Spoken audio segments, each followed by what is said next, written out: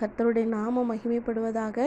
ஆண்டவராகிய இயேசு கிறிஸ்து இந்த நாளில் நமக்கு ஜீவனை கொடுத்து ஆயுசு நாட்களை கூட்டி கொடுத்து ஒரு புதிய நாளை காணும்படியாகவும் அவருடைய வார்த்தையை இந்த வேலையில் கேட்கும்படியாகவும் தேவன் பாராட்டின பெரிய நன்மையான காரியங்களுக்காய் கிருபைகளுக்காய் கொடான கொடி நன்றி செலுத்துவோம். இந்த நாளிலும் கூட கர்த்தர் நம்மளோடு கூட பேசுகிற வார்த்தை ஆதியாகமம் 28 அதிகாரம் 15 இப்படி சொல்லுகிறது: நான் உனக்கு சொன்னதை செய்யும் அளவும் உன்னை கைவிடுவதில்லை என்று சொல்லி ஆண்டவராக இயேசு கிறிஸ்து இந்த நாளில் வாக்கு கொடுக்கிறதை பார்க்கிறோம். இந்த சத்தத்தை யார் கேட்டுக்கொண்டிருக்கிறீங்களோ, இந்த வார்த்தையை யாரெல்லாம் விசுவாசிக்கிறீங்களோ அவங்கள பார்த்து தான் கர்த்தர் சொல்லுகிறார், நான் உனக்கு சொன்னதை செய்யும் அளவும் நான் உன்னை கைவிட மாட்டேன் என்று சொல்லி அவர் வாக்கு தத்தத்தை கொடுக்கிறதை பார்க்கிறோம்.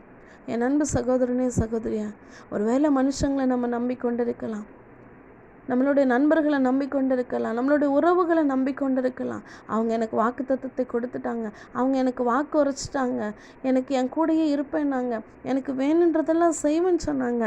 ஆனால் மனுஷங்களுடைய வார்த்தை மாறி போகும், மனுஷங்களுடைய இருதயம் மாறி போகும், மனுஷங்க மாறி போவாங்க. ஆனால் நம்மளை உண்டாக்கினவர், தாயின் வயிற்றினிலே உருவாகிறதற்கு முன்னமே நம்மளை தெரிந்து கொண்டவர், பெயர் சொல்லி அழைத்தவர், மறைவாய் வளர்வதை அறிந்து கொண்டவர், நம்மளை உள்ளங்கையிலே வரைந்த தெய்வம், நம்மளை கைவிடாதவரும் மறக்காதவருமா இருக்கிறார். அவர் தான் சொல்கிறாரு, நான் உனக்கு என்ன சொன்னனோ, நான் உனக்கு எதை செய்வேன்னு சொன்னனோ அதை செஞ்சு முடிக்கிற வரைக்கும் நான் உன்னை கைவிடவே மாட்டேன் என்று சொல்லி அவர் வாக்கு தத்தத்தை கொடுத்து இந்த நாளில் நினைப்பூட்டுகிறதை பார்க்கிறோம், வேதத்தில் பார்க்கிறோம்.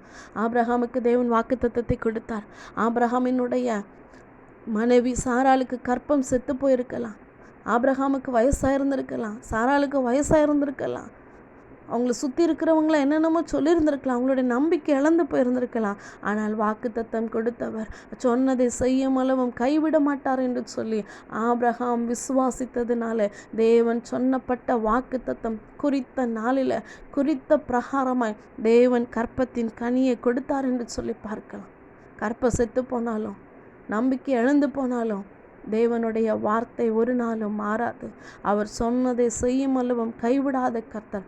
அவர் சொன்னார், விசுவாசித்தான், அதனாலே தேவனுடைய வார்த்தையை பெற்றுக்கொண்டான் என்று சொல்லி பார்க்கிறோம்.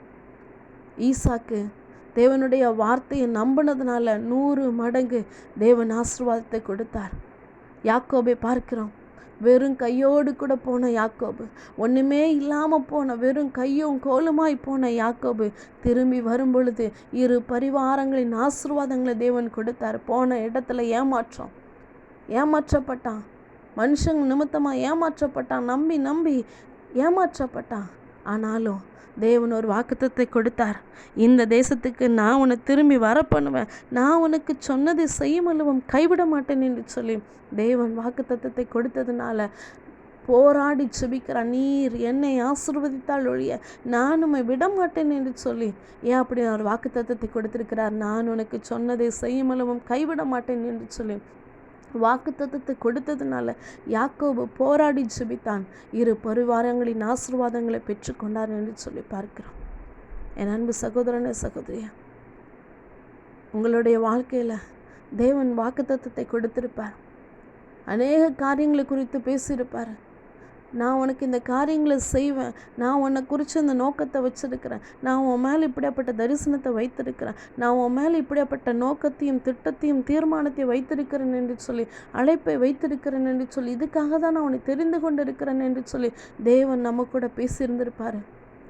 ஒருவேளை நம்மளோட சூழ்நிலைகளின் நிமித்தமாய், நம்மளுடைய உலக பிரகாரத்துக்குள்ளே போகிறதுனால, மாம்ச காரியங்களின் நிமித்தமாய் ஒருவேளை அந்த காரியம் தாமதமாக இருக்கலாம். ஆனால் வாக்கு தத்தத்தை கொடுத்தவர், அவர் நமக்கு சொன்னதை செய்யும் அளவும் கைவிடாத கர்த்தர். இந்த நாளில் இந்த வார்த்தைக்கு கீழ்ப்படிந்தவர்களாய், அர்ப்பணித்தவர்களாய், நம் முற்பிதாக்களை போல ஆபிரகாமின் தேவனும் ஈசாக்கின் தேவனும் யாக்கோபின் தேவனுமாய் இருக்கிற முற்பிதாக்களின் தேவன், முற்பிதாக்களுக்கு கொடுக்கப்பட்ட வாக்கு தத்தம் ஏற்ற வேளையில் அவர் செய்து முடிக்கிறதுக்கு காரணம் அவங்க கொடுக்கப்பட்ட வாக்கு தத்தத்தை விசுவாசிச்சாங்க, நம்பினாங்க.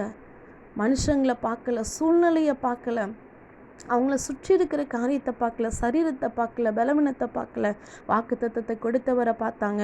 அதனால் கர்த்தர் சொன்னதை செய்து முடித்தார். இந்த நாளில் அவர் உங்களுக்கு செய்து முடிக்க வல்லவராக இருக்கிறார். ஆமென்.